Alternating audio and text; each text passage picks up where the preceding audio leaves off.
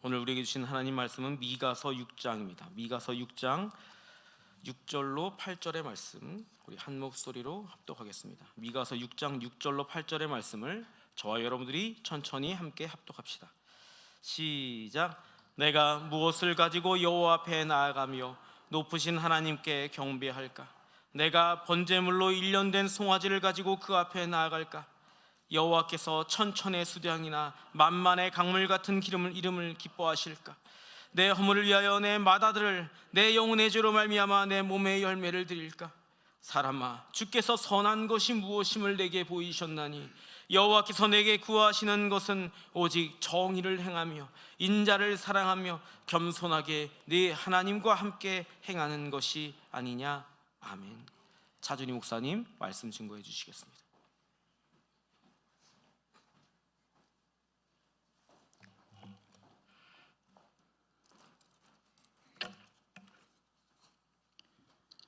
정정혜 집사님, 나영환 장로님, 허희민 권사님, 조두권 장로님, 한옥봉 권사님, 변운기 장로님, 이미경 권사님, 송태 안수 집사님, 홍구목 권사님, 김광섭 집사님, 허경숙 집사님, 김계홍 박성숙 집사님, 임성호 목사님, 조윤경 사모님, 신종훈 장로님, 박교빈 집사님, 문순희 권사님, 손명순 집사님, 박정사 생일 감사원금 드리셨고요.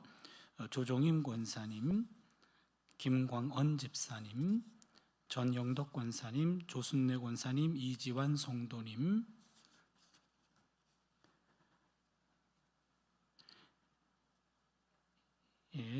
창동 영광교회 1남성교회 방문 감사드립니다. 정창근, 최계호 영광교회 성도님, 여기도 창동 영광교회인데요. 무슨 관계가 있나요? 출신교회요. 응원하러 오셨어요? 최병태 안수 집사님, 창동 영광교회 1남성교회, 양석주 집사님, 창동 영광교회네요. 김한선 집사님, 기도 올리겠습니다.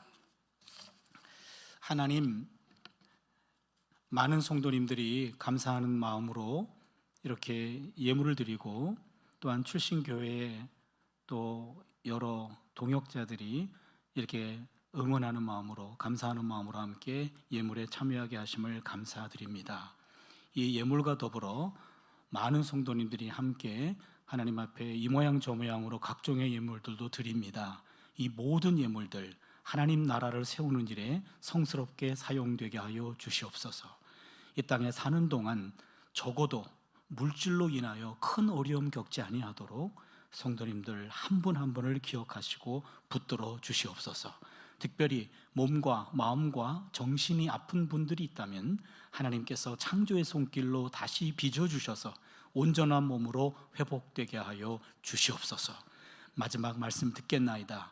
이 시간에도 말씀하시고 하나님 말씀 달고 오묘하고 살아있음을 경험하는 복된 시간 되게 하여 주시옵소서. 감사드리옵고 예수님의 이름으로 기도드리옵나이다. 아멘. 어느덧 이제 마지막 시간인데요. 4번 다 개근하시면 손 한번 들어봐 주실래요? 개근자들이 꽤 있네요. 내려주시고요. 그리고 오늘 처음 오신 분들이 있다면 독일 말에 "And good is alles gut" 그런 말이 있어요. 끝이 좋으면 다 좋다. 그래서 오늘 이 시간에 처음 나오신 분들도 다 4번 나온 걸로 인정하겠습니다. 보통 부흥회 하면은 많이 설교할 때는 10번 정도 하거든요. 그리고 적으면 한 7번, 더 적으면 5번. 그런데 4번 하는 경우는 많지 않은데 조금 아쉽기는 합니다. 그러나 아쉬울 때 끝나는 것이 더 좋을 것 같아요. 그리고 더 한 가지 좀 독특했던 것은 담임 목사님이 다 찬양 인도하시고 4번 또 대표 기도를 다 하셨어요. 그런데 대표 기도가 잘 준비된 그런 기도였던 것 같아요. 내용도 좋고 신학적으로 목회적으로 아주 탁월함이 배어 있어서 제가 기도를 드리면서 많이 은혜 받아가지고요, 저 원고 좀 달라 그럴까 싶을 정도로. 그래서 여러분은 매주 담임 목사님의 그런 말씀과 기도를 먹고 자라는 게 그거 참 부럽습니다. 늘 집에 있으신 분들은 가족 구성원들이 귀한 거 잘 몰라요. 우리 딸들이 아빠를 되게 무시하거든요. 내가 바깥에 나가면 무시 안 당하는데 집에만 오면 딸만 둘이 있어가지고 여인이 3명 계셔서 여인 천하예요, 집안이. 그래서 남자가 기를 못 쓰고 있는데 맨날 구박당하는데 목사님도 아마 기도 내용을 봐서도 제가 상당히 은혜를 많이 받았습니다. 예, 여러분 2박 3일 동안 짧은 여정이었지만 이제 이렇게 해서 제 인사를 드리고요. 이제 마지막 59분 설교를 하겠습니다. 예, 잃어버린 영성을 회복하자. 마지막 영성은 예언자의 영성입니다. 우리나라에 개신교가 언제 들어왔는가? 1885년설과 1884년설 두 가지 학설이 서로 다투고 있습니다. 1885년 4월 5일 감리교 선교사 아펜젤러, 그 다음에 장로교 선교사 언더우드, 이분들이 제물포항에 도착한 날입니다. 그래서 정식 선교사, 목회자가 도착한 날이 한국 개신교 출발이다. 이게 1885년설.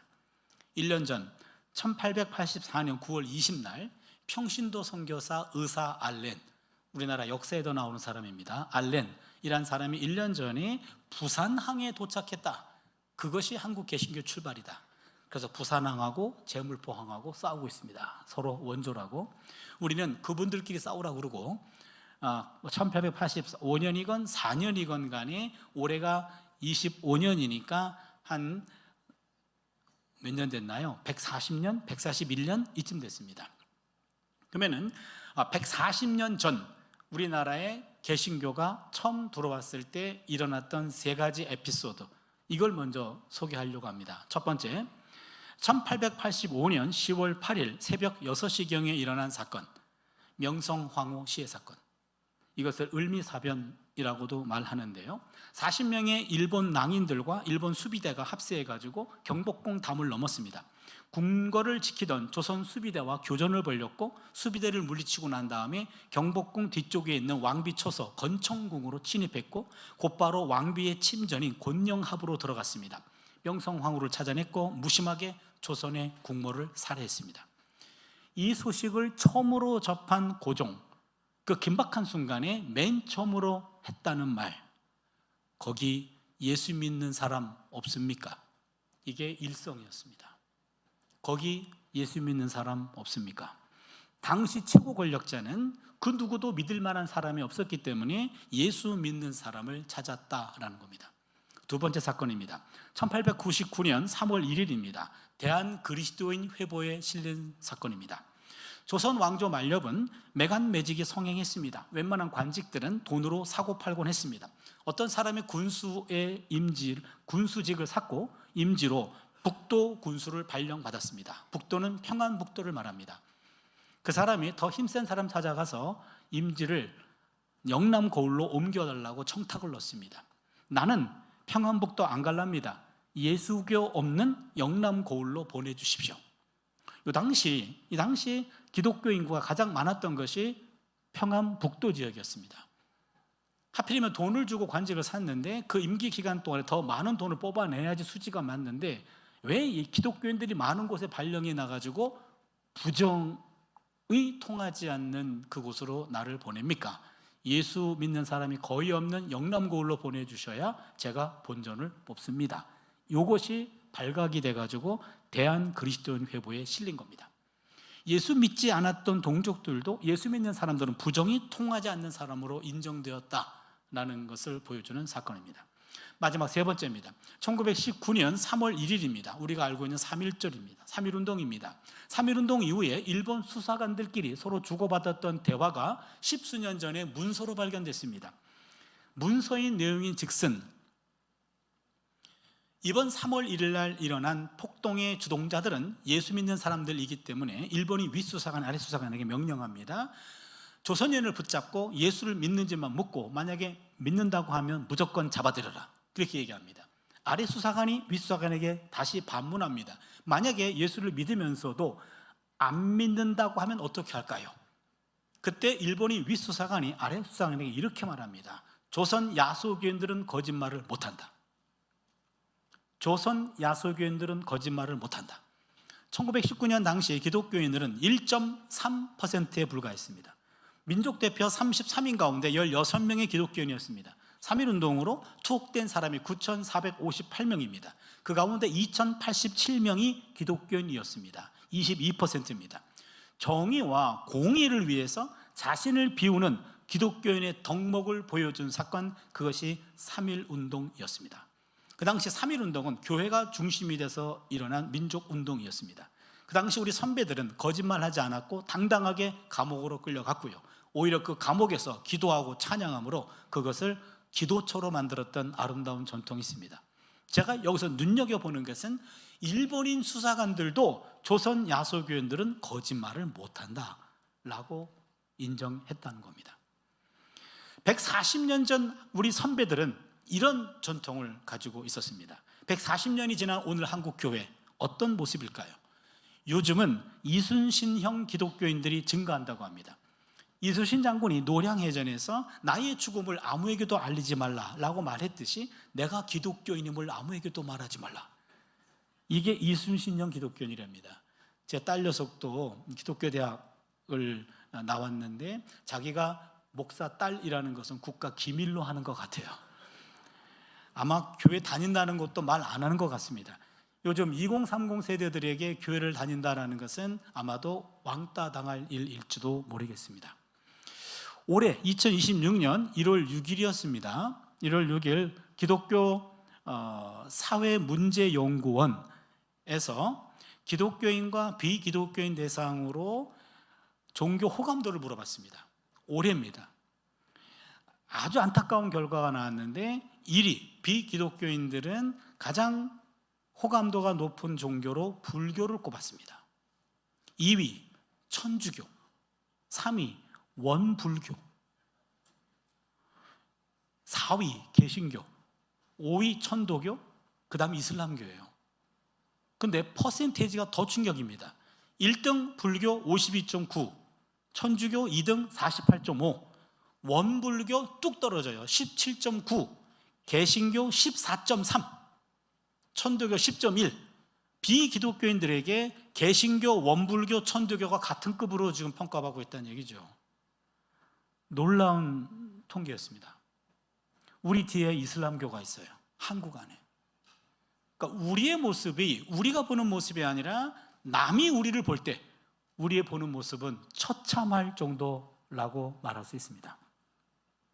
그렇다면 어찌 이런 일이 140년밖에 지나지 않았던 한국 기독교회가 선교 초창기에는 그 당시 선교와 구제와 교육으로 나라를 이끌었습니다. 그러나 오늘날 한국 교회는 우리 한국 사회에 어떤 대접을 받고 있는가? 초창기에 민족의 등불이었고 희망이었는데 우리 선배들에게는 있었는데 오늘 우리에게 잃어버린 영성, 그게 무엇일까? 저는 그것을 예언자의 영성에서 찾아보려고 합니다. 1977년 1월 20날이었습니다. 지미 카터 미국 대통령 취임식이었습니다. 미국 대통령 취임식은 전 세계의 뉴스거리입니다. 전 세계인들이 보는 앞에서 중계하고 생중계하고 대법관 앞에서 선서하면서 한 손으로는 본인이 가지고 온 성경 가지고 한 구절을 읽는 순서가 있습니다. 전 세계인들은 과연 지미 카터가 어떤 성경을 읽을 것인가 주목했는데 그때 지미 카터는 미가 6장 8절을 읽었습니다. 사람아 주께서 선한 것이 무엇임을 내게 보이셨나니 야훼께서 내게 구하시는 것은 오직 정의를 행하며 인자를 사랑하며 겸손하게 내 하나님과 함께 행하는 것이 아니냐. 요 구절을 읽었습니다. 미가 6장 8절 말씀은 아주 유명한 구절입니다. 혹시 여러분들 가운데 오늘 처음 이 구절을 들었다면 조용히 회개하시기 바랍니다. 굉장히 중요한 메시지입니다. 예언자의 영성이 고스란히 들어가 있는 메시지입니다.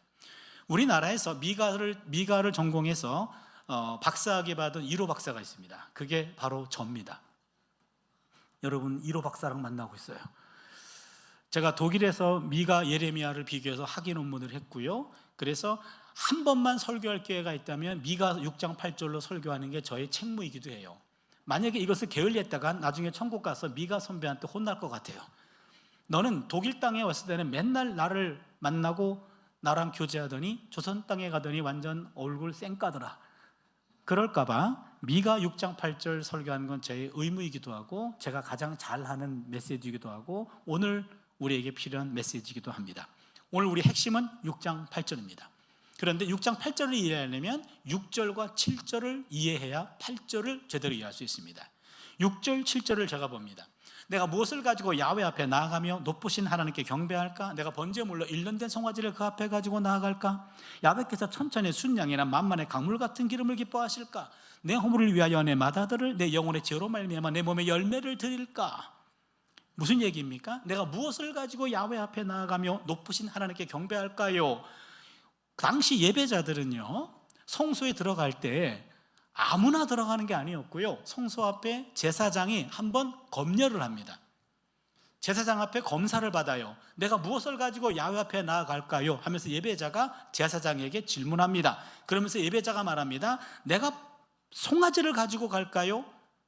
번제물로 1년 된 송아지, 내가 1년 된 송아지를 하나님께 바칠까요? 아니면 천천의 순양이나 만만의 강물 같은 기름, 많은 기름을 드릴까요? 아니면 내 허물로 인하여 내 맏아들을 하나님께 드릴까요? 여기 보시면 1년 된 송아지는 번제를 말합니다. 천천의 순양이나 만만의 강물 같은 기름, 이건 소제를 말합니다. 또한 내 허물로 인하여 내 맏아들을 드릴까요? 속죄제를 말합니다. 그렇다면 제사장이 그 사람을 보고 당신은 오늘 번제를 드리면 됩니다, 당신은 오늘 소제를 드리세요, 당신은 속죄제를 드리세요 라고 말을 해주는 겁니다.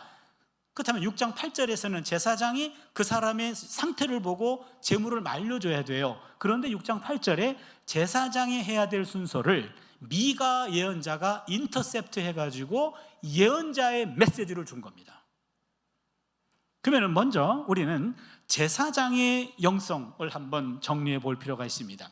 제사장의 영성도 틀린 건 아니거든요. 레위기 1장부터 7장까지 보면 희생 제물에 대해서 나오고 있죠. 여러분, 레위기는 읽기 참 어려운 그런 장이죠.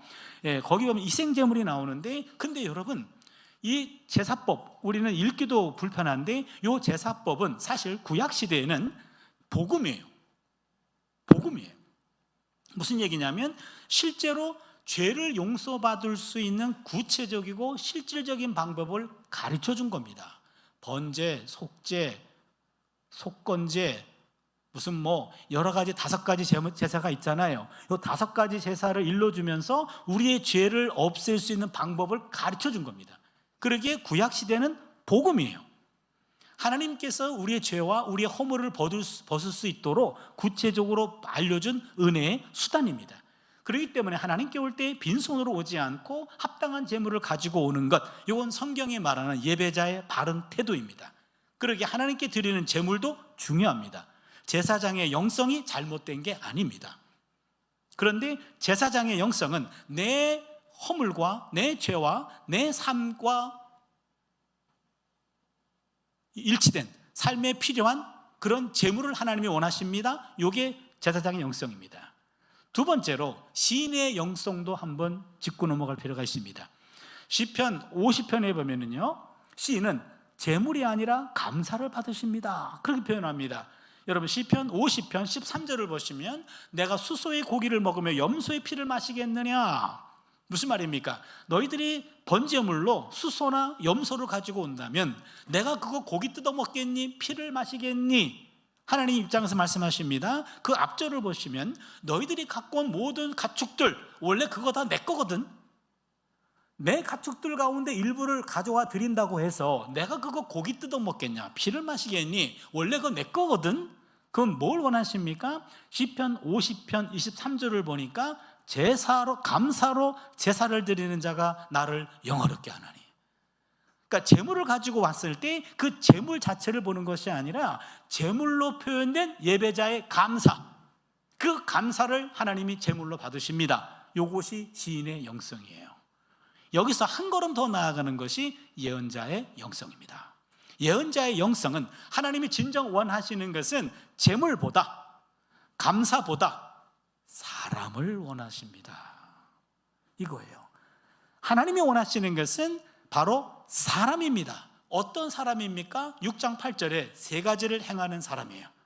오늘 요거를 우리가 함께 나눠보려고 합니다. 한번 따라해 주세요. 오직 정의를 행하며.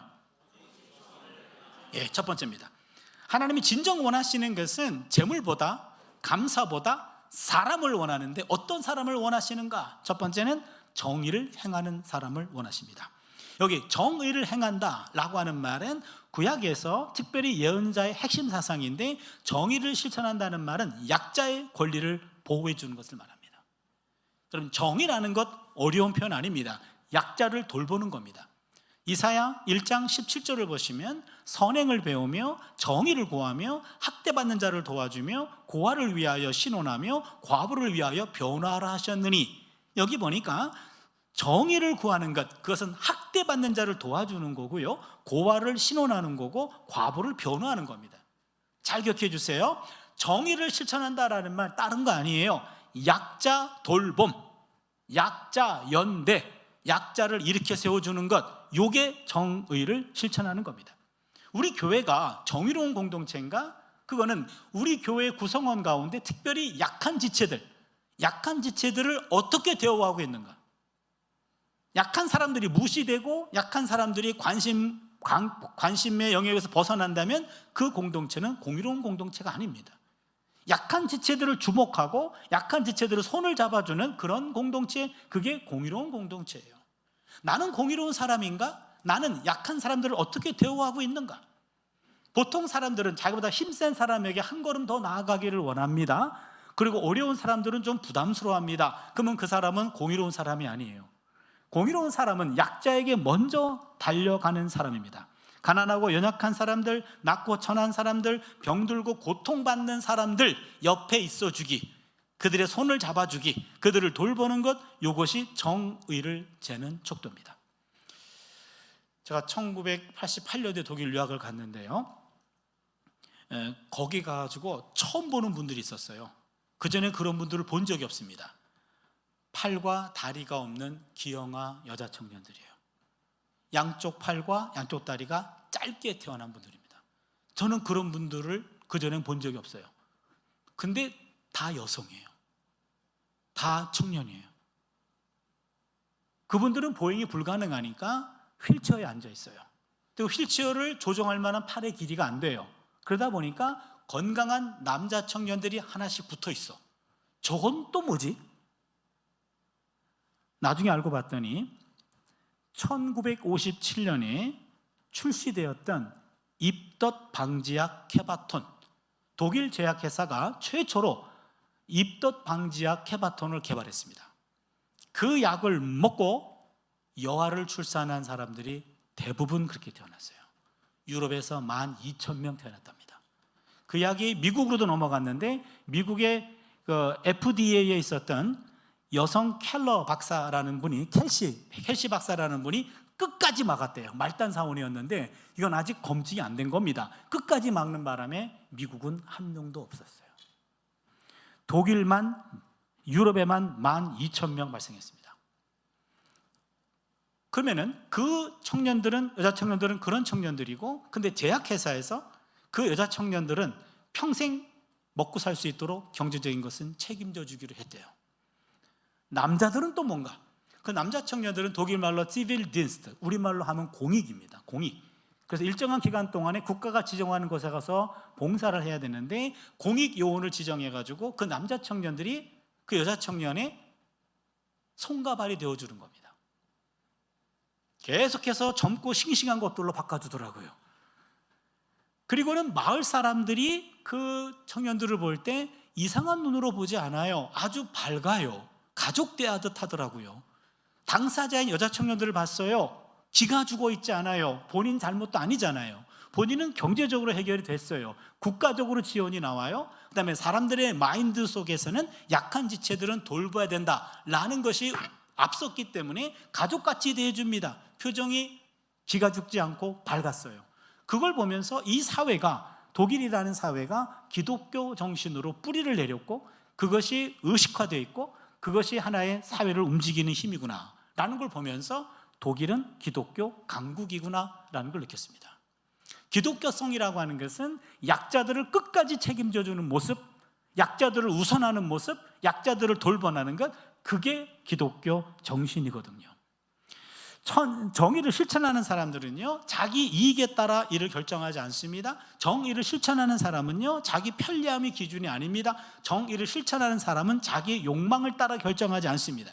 정의를 실천하는 사람은 하나님과 예수님의 마음을 우선 질문합니다. 하나님의 마음이 집결된 것이 구약의 10계명, 예수님의 마음이 집결된 것이 마태복음 5장, 6장, 7장 산상수훈, 산상수훈의 핵심은 주기도문. 그렇다면 하나님의 마음이 모아진 것은 십계명이고 예수님 마음이 모아진 것은 주기도문이에요.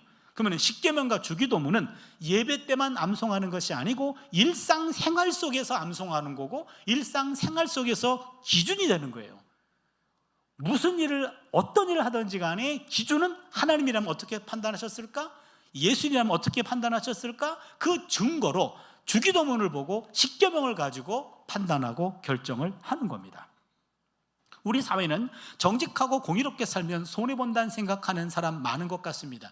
부분적으로는 혹은 때로는 그럴 수 있습니다. 그러나 하나님의 자녀인 그리스도인이라고 한다면 눈 앞에 있는 이익 때문에 눈 뒤에 있는 하나님을 외면해도 될까요? 눈 앞에 있는 물질과 눈 뒤에 있는 하나님을 맞바꾸는 어리석은 그리스도인들을 종종 봅니다.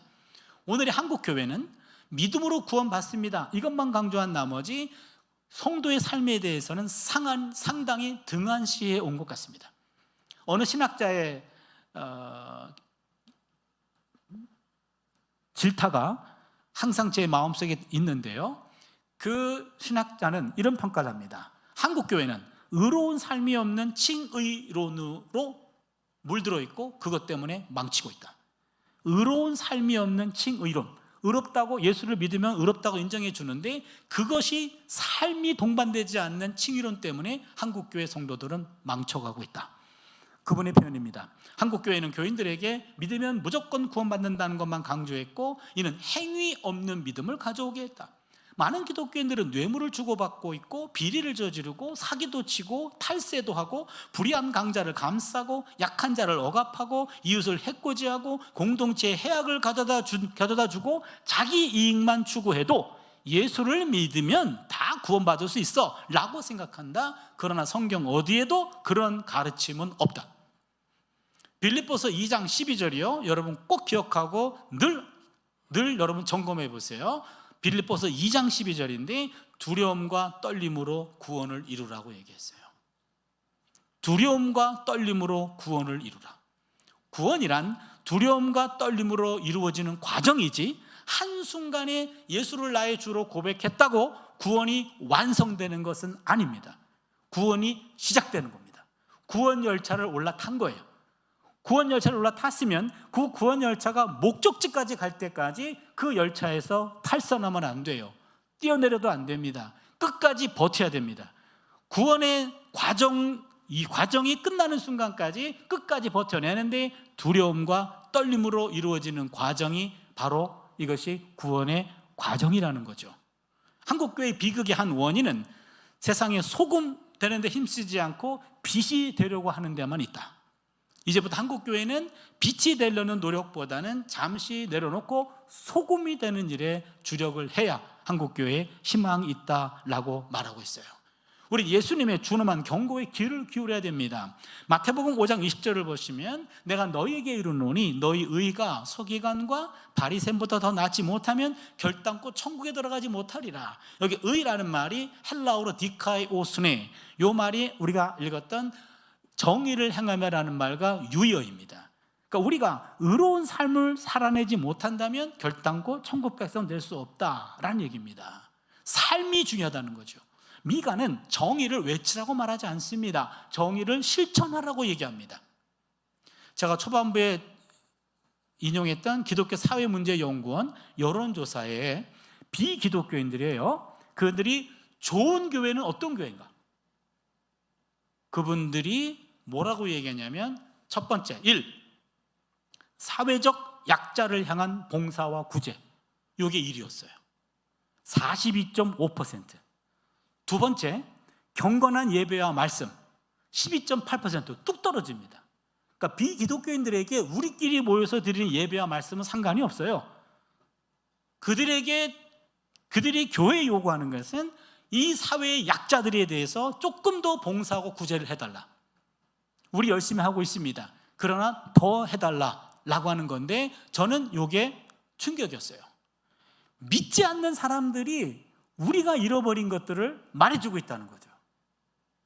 그게 예언자의 영성의 첫 번째인데, 그 대목을 한국교회가 잃어버린 것 아닌가. 오히려 돌들이 말을 하고 있어요. 21세기 한국교회는 더 이상 정의를 말로만 요구하지 말고 삶으로 요구할 수 있어야 됩니다. 세상은 복음의 소리보다 복음의 삶을 보여달라고 아우성입니다. 그러기에 하나님이 찾는 사람, 첫 번째, 정의를 행하는 사람이에요. 정의라고 하는 것은 내가 속한 공동체 내에 연약한 지체들에게 손을 주고 연약한 지체들을 돌보는 것. 기독교인들이 있는 그 자리에 어두움은 조금씩 옅어지고 거기에 새로운 바람이 불어오는, 그것을 만들어내는 우리 모두가 될 수 있기를 축원합니다. 두 번째입니다. 한번 따라할까요? 인자를 사랑하며. 여기 인자는 인자, 숙자, 말자 할 때 인자는 아닙니다.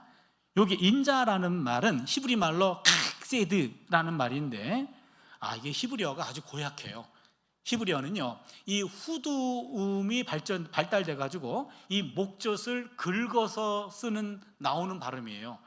그래서 예를 들어서 이 칵세드라고 하는 것도 아주 발음이 어려운데, 이 아브라함의 하나님, 이삭의 하나님, 야곱의 하나님, 우리는 이렇게 부드럽게 넘어가잖아요. 랍비들 발음하는 거 보면 아브라함, 이삭, 야곱 그렇게 발음해요. 이게 아브라함, 이삭, 야곱 이렇게 한단 말이에요. 이거 몇 번 따라했다가 목이 잠기고요. 요 칵세드라고 하는 것도 여러분 한 번만 해주시는데, 어떤 발음이냐면 가래 뱉기 직전. 뱉으면 과한 거고 가래가 안 나오면 덜한 거예요. 그래서 마스크 쓰신 분들은 편하게 하셔도 돼요. 마스크 안 쓰신 분들은 앞에 실례할 수 있으니까 이렇게 가려서 한 번으로 끝내자고요. 칵세드. 아쉬워요. 그럼 넘어가겠습니다. 요 칵세드라는 말을 한 7번 하면 목이 잠겨요. 그래서 그냥 헤세드라는 말로 바꿔서 부릅니다. 헤세드. 헤세드를 사랑한다라는 말인데, 요 헤세드라고 하는 말의 가장 많은 번역은 긍휼, 자비, 인애, 인자, 그런 단어예요. 우리말 성경에 한 13가지로 번역이 됐습니다. 그래서 헤세드라고 하는 의미가 너무 의미폭이 넓어요. 여기 인자라는 말이요. 그래서 헤세드만 연구한 학자들이 있습니다. 저도 헤세드 연구를 많이 해봤는데 잠정적인 결론입니다. 헤세드라고 하는 것은 남편과 아내 사이에서 마땅히 지켜야 할 바를 지킴, 아버지와 아들 사이에서 마땅히 지켜야 할 바를 지킴, 친척 사이, 친구 사이, 손님과 주인과의 사이에서 마땅히 지켜야 할 바를 지킴, 윗사람과 아랫사람 사이에서 마땅히 서로가 서로에게 대하여 지켜야 할 바를 지킴. 우리말로 해보면 도리라는 말이 딱 떨어져요. 도리. 관계 속에서의 도리를 사랑하는 겁니다. 하나님에 대한 신자의 도리를 사랑하는 거예요. 사랑한다라는 말은 기꺼이 하는 거예요. 억지로 하는 것이 아닙니다. 그래서 하나님에 대한 신자의 도리를 기꺼이 한다. 남편에 대한 아내의 도리를 기꺼이 한다. 아내에 대한 남편의 도리를 기꺼이 한다. 내게 주어진 헤세드, 도리, 그 도리를 기꺼이 하는 사람을 하나님이 찾는다. 예를 들어 보겠습니다. 여러분, 우리는 지금 직장과 일터죠. 일터와 그 다음에 교회와 가정, 요 세 군데가 우리가 활동하는 주된 장소들이죠. 그러면 저도 요 세 가지 예를 들어서 여러분의 이해를 돕기 위해 말씀드리는 겁니다. 첫 번째, 일터. 저는 대학 교수입니다. 대학 교수는 세 가지 도리가 있다고 저는 봐요. 첫 번째 도리는, 대학 교수는 연구를 많이 해야 됩니다. 학생들은 지들도 공부 안 하면서 공부 안 하는 교수를 어찌 그리 잘 알아보는지 모르겠어요. 그래서 교수는 연구를 많이 해야 돼요. 학생보다 연구를 더 많이 해야 됩니다. 그래서 제가 학생들보다 공부를 더 많이 하려고 매년 책을 좀 쓰고 있는데요. 지금 67권까지 썼어요. 제가 학생들에게 공포했습니다. 내가 은퇴란 말 안 했어요. 내가 죽기 전까지 키만큼은 쓰겠다 그랬어요. 물론 책을 세워놓으면 넘어가요. 엎어놓은 겁니다. 책 아무리 써봤자 1cm, 1.5cm밖에 안 나와요. 그래서 그 책을 키만큼 쓰겠다. 만약에 키만큼 못 쓰면 키를 줄이냐 있더라도 맞추겠다 그랬어요. 그래서 67권, 지금 또 7월 말에 또 한 권의 책이 나오면 이제 68권이 되는 겁니다. 아무튼 열심히 연구하는 것 제 도리입니다. 두 번째, 교수의 도리는 교수입니다. 말 그대로 교육, 가르치는 거죠. 연구에만 치중한 나머지 교육에 관심이 없으면요, 학생들은 안 좋아합니다. 제 딸 녀석이 생화학을 전공했는데 그 학교에 교수 중에 한두 분 정도가 우리 전 세계 100명에 들어가는 과학자 중에 한 사람이래요. 굉장히 유명하신 분인가 봐요. 그리고 연구를 주로 많이 하시는데, 근데 학생이 30명밖에 안 되는데 4학기 동안 그분 수업을 들었는데 학생들 이름 한 명도 기억 못 한대요. 그리고 강의 준비를 거의 안 해온대요. 연구만 하다 들어오는 거예요. 그래가지고 여러분들 지난주에 우리가 뭘 강의했죠? 라고 물어본대요. 그래서 학생들한테 관심도 없고 한마디로 더럽게 못 가르친대요. 저한테 와가지고 아빠도 더러운 교수야? 그래, 야, 아빠는 깨끗하다, 야, 그랬어요.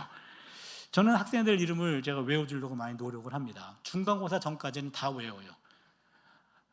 제가 지금 나이가 좀 들어서 50대만 해도 한 100명까지도 다 외웠는데 지금은 좀 시간이 많이 걸리더라고요. 학생들 이름을 알면 태도가 달라져요. 복도에서 우연히 만났는데 아무개라고 제가 이름을 불러줘요. 그럼 그 학생이 수업 태도가 바뀝니다. 아니, 학생이 이렇게 많은데 교수님이 내 이름을 기억하네? 수업 태도가 바뀌어요.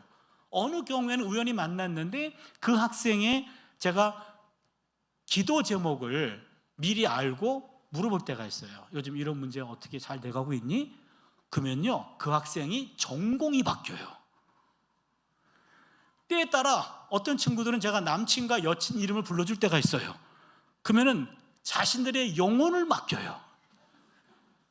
학생들은 교수가 단순히 지식만 전달하는 것이 아니고 학생의 이름을 불러주고 그의 관심사를 동의해주고 그의 주변 사람들의 남친과 여친까지 챙겨준다면 모든 걸 맡겨요. 바로 교육이라고 하는 것, 교수의 두 번째 사명이죠. 세 번째는 봉사입니다. 제가 갖고 있는 전문 지식을 가지고 사회에서 필요하다면 언제든지 인터뷰에 응하면서 저도 TV 인터뷰에 몇 번 응한 적이 있었어요. 제 전문적인 지식을 필요로 할 때 도와주는 거죠. 봉사하는 거죠. 이게 교수가 일터에서 제가 해야 될 일, 연구, 교육, 봉사. 두 번째는 이제 교회에 오면 목사입니다. 제가 목사인데요, 목사는 세 가지 도리가 있다고 봐요. 첫 번째는 설교.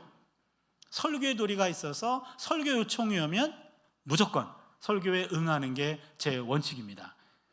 그래서 코로나 전에는 제가 1년에 50번 정도 부흥회를 했더라고요. 세보진 않았는데 코로나 때 다 취소가 됐잖아요. 전화가 오는데 목사님, 어떤 일이십니까? 좀 취소죠? 그럼 예, 맞습니다. 그거예요. 그래서 제가 일일이 체크해 봤더니 한 50군데가 취소가 됐어요. 그럼 1년에 50군데 부흥회를 나가는 교수 부흥사이더라고요. 그리고 주일날은 보통 1년 전, 2년 전에 주일 설교 약속이 다 채워져 가지고 어느 경우에는 5교회 가서 설교한 적도 있었어요. 주일날. 제가 지금 봐서는 미친 짓이었던 것 같아요. 9시 예배 때 인천에 가서 했고, 그 다음에는 7시 인천, 그 다음에 11시 성남, 1시, 3시, 저녁 7시 이렇게 해가지고 저 혼자서 한 250km를 뛰었더라고요. 그리고 점심 저녁 할 시간이 안 되니까는 김밥을 뜯어 먹으면서 하루를 다녔어요. 되더라고요. 그런데 월요일 날은 제가 아침 9시부터 수업이거든요. 못 일어나더라고요. 학생들에게 전화했더니 학생들은 좋아하더라고요. 학생들이 좋아하는 건 제가 할 수가 없어요. 그다음부터는 내가 학생들한테 미안하다고 그러고 주일을 한 3군데 정도까지만 감당해요. 지금은요.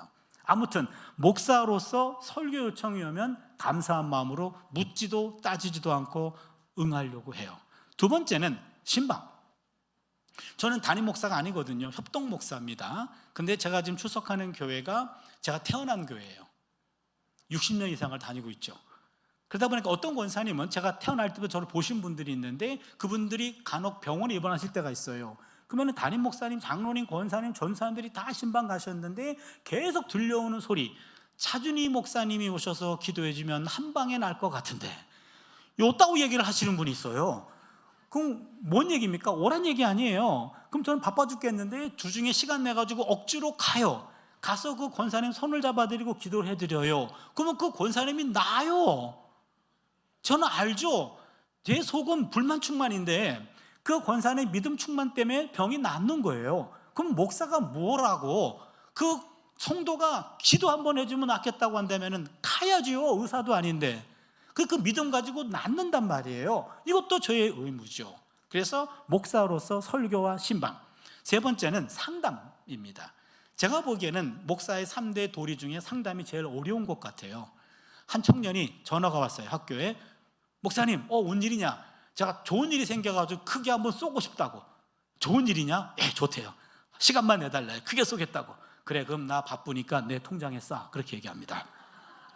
그 밥 한 끼 먹으려고 거기까지 2시간 동안 갔다가 한 2시간 반 먹고 온다는 게 택도 없어요. 그냥 정말 좋은 일이지, 좋은 일이래. 그럼 통장에 싸. 그럼 통장 번호 물어보는 청년 없어요. 상관없어요. 그래도 그거는 문제가 안 돼요.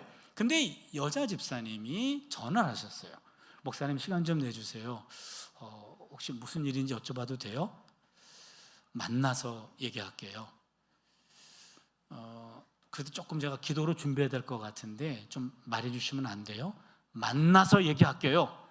3번 물어봤다가 끊을 것 같아요. 예, 알았습니다. 그리고 만났어요. 만났더니 엉엉 울면서 얘기를 하는 거예요. 엉엉 울면서 얘기를 하는데 부부 사이 일이야. 너무 또 은밀한 얘기예요. 근데 은밀한 이야기를 여과 없이 아주 그냥 리얼하게 다 이야기하는 거예요. 내가 듣기 너무나 민망해요. 민망해도 끝쳤다가는 다시 시작해야 될 것 같아서 그냥 충분히 들어줬어요. 4시간 동안 얘기를 하는 겁니다. 코도 풀고 울고 뭐 닦고 하면서 한 4시간 동안 얘기를 하는데 충분히 들어줬어요. 저는 너무나 힘들었어요. 그리고 다 들어줬더니 목사님 기도해 주세요. 예, 기도합시다 라고 기도하는 순간에 이미 얼굴이 바뀌었어. 기도하는 순간에 다 화장을 다시 고쳤어요. 그리고는 얼굴이 환해지셨어. 그리고는 할렐루야. 그리고 그분은 가셨어. 그분은 할렐루야. 나는 할렐루야가 아니에요. 다음 주부터 그 두 부부를 내가 어떻게 보느냐 말이에요. 교회에서 감당이 안 돼요. 그 들었던 내용이 내 안에 품기에는 너무나 불편해요. 이거 빨리 누군가에게 털어내야 돼. 털어놨다가는 비밀 보장이 안 돼요. 그러니 아무한테도 말할 수 없어. 그럼 어떻게 하면 좋습니까? 공부가 안 돼요. 아무것도 안 됩니다. 그러면 제 집에 가면 제 아내가 계시는데 제 아내는 듣고 잠그는 은사가 있으셔요. 4시간 동안 들은 거 2시간 요약발제 가능합니다. 2시간 동안 다 얘기해요. 잘 들어줍니다. 잘 들어요. 그러면 저는 해결했어요. 이 양반 어떻게 푸는가 싶었더니 잠자다가 잠꼬대로 풀더라고요. 아무튼 둘이 그 집사님의 그 이야기를 누구도 들을 수 없는 그런 내용을 다 있는 그대로 다 받아들여주자 그 다음 주일에 갔더니 둘이 손잡고 잘 다니더라고요. 또 이 상담, 본인이 그런 아무한테도 말할 수 없는 그것들을 들어줘야 될 때 그 비밀한 이야기들을 들어주고 나 혼자 사귀어내는 것, 이것이 목회자의 또 하나의 사명이 아닐까. 이제 집에 오면 또 집에서도 또 도리가 있어요. 제가 장남이고 그리고 맞사위예요. 양가 어머님들, 장모님 살아계시는데 제가 잘은 못해도 맏아들과 맞사위로서의 그런 중압감이 늘 있어요. 이 맞사위, 맏아들의 도리. 또한 아내가 계시는데 다행히 한 분밖에 없는데요, 이 한 분의 비 맞추는 것도 만만치가 않아요. 때로는 너무 힘들 때가 많아요. 많지는 않아요. 사실 수정합니다. 1년에 몇 번 힘들어요. 근데 솔로몬 씨께서는 1000명의 사모님 모시고 살았잖아요. 웬만한 지혜 가지고는 안 될 것 같아요. 저는 한 분도 때로는 감당키가 어려울 때가 있어요. 저 집에 따님이 2분 있다 그랬는데 2분 중에 한 분이 A형인데 자기는 더블 A형이라 그러는데 제가 보기엔 트리플 A형인 것 같아요. 매일매일 가면은 한 녀석씩 안아주거든요. 언젠간 떠나갈 녀석들이니까 매일 밤 안아줘요. 안아주는데 한 명 안았고 한 명을 안으려고 그러는데 팽 토라져서 지방으로 가요. 저 또 왜 저래? 그리고 따라 들어갔어요. 그랬더니 아빠가 자기를 무시했대요. 난 아무 말도 안 했는데 무시했대. 나는 그런 거 아니야. 그랬더니 아빠 눈이 자기를 무시했대요. 야, 아빠 눈이 작아서 그런 거야. 그랬더니 아빠 눈은 원래 작아. 오늘 날 무시했어. 그래가지고 절대로 아니거든. 한참 설명했어요. 그랬더니 알았어. 오늘은 넘어갈 테니까 다음부터 눈 크게 뜨고 다녀. 그랬어요. 그러니 딸 녀석 아빠 노릇하는 것도 때로는 만만치 않아요. 그러면요, 여러분 제가 지금 9가지를 얘기했죠. 일터에서 셋, 교회에서 셋, 그다음에 집에서 셋. 요 9가지 헤세드가 다 하나님이 내게 주신 일입니다. 교회에서의 일, 하나님의 일 맞아요. 그러나 교회에서의 일만 하나님의 일이 아니고 직장에서의 일도 하나님의 일이고 가정에서의 일도 하나님의 일입니다. 그러게 때로는요, 가정의 일 때문에 교회의 일을 취소할 때도 있습니다. 이 순간만큼은 아내 옆에 있어야 될 것 같아요. 그래서 연락해가지고 설교를 취소한 적도 있어요. 그것 때문에 내가 점수를 많이 땄어요. 그때마다 달라야 됩니다. 어느 한쪽을 일방적으로 희생시켜서는 안 돼요. 그러면 어느 희생되는 그쪽이 상처가 남습니다. 우리 학생들은요, 대부분 중직자들 자녀이거나 목회자 자녀들이 많아요. 우리 신학생들이요, 하나같이 마음에 상처가 있어요. 엄마 아빠가 나를 내팽개치고 교회 일에 미쳐 다닌 것, 난 상처로 남아있대요. 그 순간만큼은 그 아이 손을 잡아주고 같이 있어줘야 되는데 내팽개치고 교회 일을 하러 간 거예요. 그런 상처들이 있다고요. 그렇다면 그때마다 달라야 됩니다. 그 순간만큼은 가정의 일, 그 순간만큼 직장의 일, 그것이 우선일 수도 있어요. 교회 일만 하나님의 일이 아닙니다. 직장도 가정도 하나님의 일입니다. 그러기에 인자를 사랑한다 라는 말은 내게 주어진 인간적인 도리, 직장과 교회와 가정에서의 도리를 기꺼이 감당하는 사람을 내가 찾는다. 마지막 3번째입니다. 한번 따라할까요? 겸손하게 하나님과 함께 행하라. 3번째입니다. 겸손하게 하나님과 함께 행하라. 이 행하라라는 말은 걸어가라 이런 얘기입니다. 할라크라는 히브리어인데 겸손하게 하나님과 함께 걸어가라.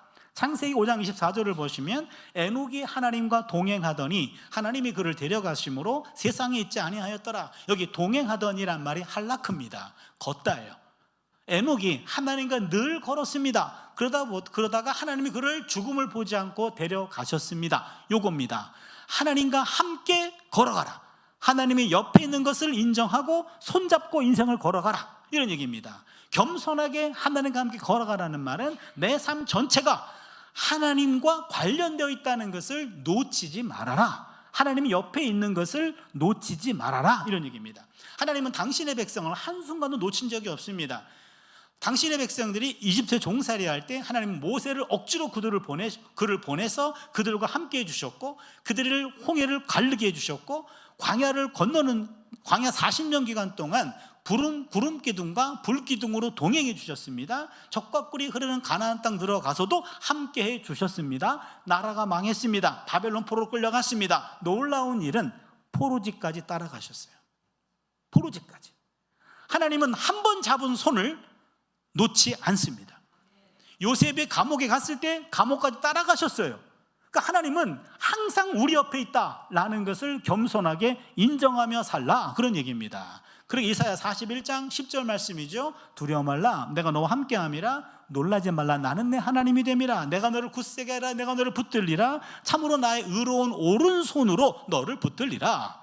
하나님의 오른손이 우리 오른손을 붙잡고 있는 줄로 믿습니다. 그러나 문제는 사람이에요. 그리스도인이라고 하면서 늘 함께 하시는 임마누엘의 하나님을 순간순간 놓치고 사는 것은 아닙니까? 늘 옆에 계셔주시는 하나님을 외면하는 거, 이거 교만이에요. 어떤 목사님이 걱정하지 마라, 근심하지 마라, 염려하지 마라, 이것을 성경에서 찾을 때마다 넘버링을 해봤대요. 그랬더니 366번 나오더래요. 걱정하지 마라, 염려하지 마라, 근심하지 마라. 굉장히 많이 나오죠. 그분 설명입니다. 왜 이렇게 많이 나옵니까? 그랬더니 하루도 염려와 걱정과 근심 없이 지나가는 날이 없어서 하나님이 매일매일 오늘도 걱정하지 마라, 내일도 염려하지 마라, 모레도 근심하지 말라니까 이렇게 매일매일 말씀하신다는 거예요. 1년은 365일인데 366번이래요. 하나가 남아요. 그거는 4년에 한 번 돌아오는 윤달이 있잖아요. 그럴 때 걱정하지 말라는 거래요. 뭐 틀린 말은 아닌 것 같아요. 제가 아는 분이 있는데 매일 염려하고 걱정하고 근심해요. 그러다가 어느 날 갑자기 여보, 오늘은 걱정이 안 돼. 근데 그게 더 걱정이야. 그래서 내가 하던 대로 하세요 그랬어요. 매일 염려하고 걱정하고 근심하다가 갑자기 걱정이 사라지니까 불안한 모양이에요. 제가 그분께는 차마 말씀을 못 드렸는데 그건 믿음이 약해서가 아니라 믿음도 없는 거고 교만한 거예요. 교만이에요. 옆에 있는 하나님을 완전히 무시하는 것 아닙니까? 그래서 겸손하게 하나님과 함께 걸어가라는 거예요. 겸손하게 함께 걸어가라. 옆에 있는 하나님을 한순간도 놓치지 말라는 말입니다. 여러분, 개구리 얘기를 들려주고 싶은데요, 한 마리 개구리가 철싹 뛰어다니다가 엄청나게 큰 우유통에 빠졌어요.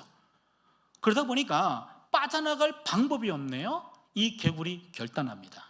이왕지사일이 된 것, 그동안 먹고 싶었던 이 고급진 흰 우유를 다 먹고 죽어야 되겠다 하고 벌컥 막 들이킵니다. 마구 들이킵니다. 마지막 벌컥 하는 순간 배가 뻥 터졌어요.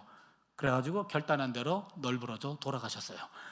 하얀 우유통 위에 완전히 널브러졌어요. 그 다음날 아침 우유통 주인이 봤더니 뽀얀 개구리 한 마리가 서거하셨네. 주워가지고 버렸어요. 근데 또 한 마리 개구리가 껑충 하면 또 들어왔어요. 아, 저건 또 다음날 버려야 되겠네. 다음날 새벽에 버리려고 갔더니 이 개구리는 어제의 개구리와 달라. 오늘 들어온 개구리는 눈빛이 살아있어요. 그리고 뭔가 입을 열어 말을 하고 있어. 무슨 말 하나 귀를 기울였더니 주여 삼창을 하고 있어요. 아, 얘 미쳤구나 싶었습니다. 그래서 그 다음날 새벽에 일찍 가가지고 버리려고 그랬더니 그 시간까지 땀 뻘뻘 흘리면서 앞다리와 뒷다리를 휘저으면서 몸부림치며 기도하고 있어요. 아니, 주인이 보는 앞에서 우유가 치즈로 변하고 있어. 치즈로 변하자 뒷다리에 힘을 주고 우유통을 빠져나갔어요. 그 개구리는 살았어요. 그 개구리 별명을 할렐루야 개구리라고 불러줬어요. 그 개구리는 절망적인 상황에서 절대자를 놓치지 않은 거예요. 절망적인 상황이었지만 절대자를 놓치지 않고 절대자와 밤새도록 씨름하자 기적이 일어난 거죠. 바로 이겁니다. 염려는 믿음이 끝나는 곳에서 시작되고 진정한 믿음이 시작되는 곳에서 염려는 사라지게 되어 있습니다. 말씀을 정리할게요. 오늘 미가 예언자 6장 8절의 메시지죠. 이것은요, 바로 아모스의 정의와 호세아의 인애와 이사야 믿음이라는 선배 예언자들의 핵심 메시지를 종합한 겁니다. 아모스 5장 24절을 보시면 오직 정의를 물같이 공의를 마르지 않는 강같이 흐르게 할지어다. 여기 정의라는 말이 여기서 나온 말입니다. 호세아 6장 6절 나는 인애를 원하고 제사를 원하지 아니하며 번제보다 하나님을 아는 것을 원하노라. 인애, 저게 헤세드입니다. 그게 호세아의 핵심 메시지입니다. 또한 이사야 7장 9절 만일 너희가 굳게 믿지 아니하면 너희는 굳게 서지 못하리라. 굳게 믿다, 절대 믿음, 이게 바로 겸손하게 하나님과 함께 걸어가기입니다. 그러면 미가 6장 8절 말씀은요, 8세기 예언자들이 등장했던 황금기, 그 황금기에 핵심적인 예언자들의 메시지를 하나씩 따온 거예요. 저는 마태복음 23장 23절을 읽고 전율을 느꼈어요. 한 본문을 보세요. 화살진저 외식하는 서기관들과 바리새인들이여 너희가 박하와 회당과 근처의 11조는 들이되 율법에 더 중한 바 정의와 긍휼과 믿음은 버렸도다. 그러나 이것도 행하고 저것도 버리지 말아야 할지니라. 여러분, 성경에 마태복음 23장 23절은 빨간 줄로 되어 있을 겁니다. 그건 예수님의 어록일 경우에 빨간 표시로 되어 있어요. 예수님의 어록입니다. 예수님의 유언입니다. 예수님 마지막 유언할 때 뭐라고 말씀하셨는가? 화이스전저 외식하는 서기관들과 바리새인들이요 너희들이 박하와 회당과 근체, 요거는 작은 식물들이고요, 작은 식물들에서 열매도 작아요. 그 작은 열매들을 11조를 드리려고 저울질을 하고 있는 겁니다. 그때 예수님 말씀하십니다. 11조도 하지만 더 중요한 것이 있어. 정의와 긍휼과 믿음이요. 많이 들어본 것 아닙니까? 정의와 긍휼과 믿음. 미가 6장 8절 말씀에 오직 정의를 향하며 인자를 사랑한다. 인자, 헤세드라고 하는 말에 제가 가장 먼저 번역이 자비와 긍휼과 인애, 인자라 그랬죠. 같은 단어입니다. 그래서 내가 정의와 긍휼, 믿음, 절대 믿음. 마태복음 23장 23절에 예수님의 유언은 미가 6장 8절에 있는 메시지를 다시 반복한 겁니다. 그러니까 예수님의 피에는 미가의 피가 흐르고 있었고, 예수님의 피에는 예언자의 피가 흐르고 있었고, 예수님의 영성은 예언자의 영성이었어요. 그러게 남들이 나를 누구라고 하느냐? 예, 선지자라고 합니다 라고 하는 것은 예수님의 영성이 바로 예언자의 영성이었다라고 하는 겁니다. 정의를 실천하고 인자를 사랑하고 하나님과 동행하는 그런 삶에서 피어난 열매가 정직의 열매가 아니었을까? 선교 초기 우리 선배들의 영성은 한마디로 말하면 이런 정직의 영성이었을 것 같습니다. 예언자의 영성은 결국 정직의 영성입니다. 우리 선배들은 당시 최고 권력자가 위기의 순간에 가장 먼저 찾는 사람들은 정직의 영성을 지녔던 선배 기독교인들이었습니다. 예수를 믿지 않았던 동족들도 신뢰했던 것은 믿는 사람들의 정직의 영성이었습니다.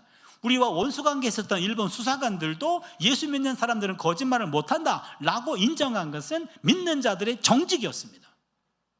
캐나다 총리였던 장 크레티eng에 대한 이야기를 하고 말씀을 마치겠습니다.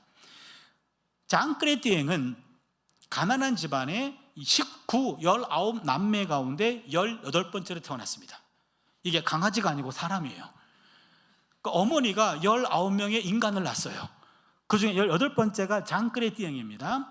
이 장 크레티eng은 1934년생인데 지금도 살아있습니다. 최근에 트럼프가 캐나다를 도발했잖아요. 너희들 전체를 다 51번째 주로 들어와라 이렇게 도발했을 때 캐나다에 있었던 국민들이 들끓었는데 그 장 크레티eng이 그 트럼프의 도발에 대해서 아주 휘말리지 말고 성숙하게 대응하도록 대국민 담화문도 냈고 그분의 그 담화문에 캐나다 국민들이 순종하고 있어요. 아주 존경받는 어른입니다. 이 장 크레티eng은 선천적으로 한쪽 귀가 잘 안 들려요. 안면이 근육 마비가 돼 있어가지고 얼굴이 한쪽으로 쏠려 있습니다. 그러다 보니까 입이 비뚤어져 있어요. 발음이 어눌합니다. 그런 신체 장애를 딛고 1933년 총리가 된 이래 3번에 걸쳐 영거포 총리에 임명이 됩니다. 하지만 총리가 신체 장애를 갖고 있었기 때문에 때론 정치 만화가들의 풍자 대상이 되곤 했습니다. 작은 사건도 크게 부풀려져서 호기심의 대상이 되었습니다. 그가 선거 유세를 다닐 때 일이었습니다. 여러분, 저는 언어 장애를 가지고 있습니다. 그 때문에 오랜 시간 고통을 당하기도 했습니다. 하지만 지금은 제가 가진 언어 장애 때문에 제 생각과 의지를 전부 전하지 못할까 봐 고통스럽습니다. 인내심을 가지고 제 말에 귀를 기울여 주십시오. 저의 어눌한 발음이 아니라 그 속에 담긴 제 생각과 의지를 들어주셨으면 감사하겠습니다. 그때 반대파의 누군가가 소리칩니다. 이보시오! 하지만 한나라를 대표하는 총리에게 언어 장애가 있다는 것은 치명적인 결점입니다. 사퇴하시오! 이런 얘기였어요. 선거 유세장이 찬물을 끼얹듯 조용해졌어요. 모든 청중들은 그 장 크레티eng의 삐뚤어진 입을 주목합니다. 장 크레티eng은 어눌하지만 단호한 목소리로 이렇게 말합니다. 저는 말을 잘 못합니다. 그래서 거짓말도 잘 못합니다. 이 한마디였어요.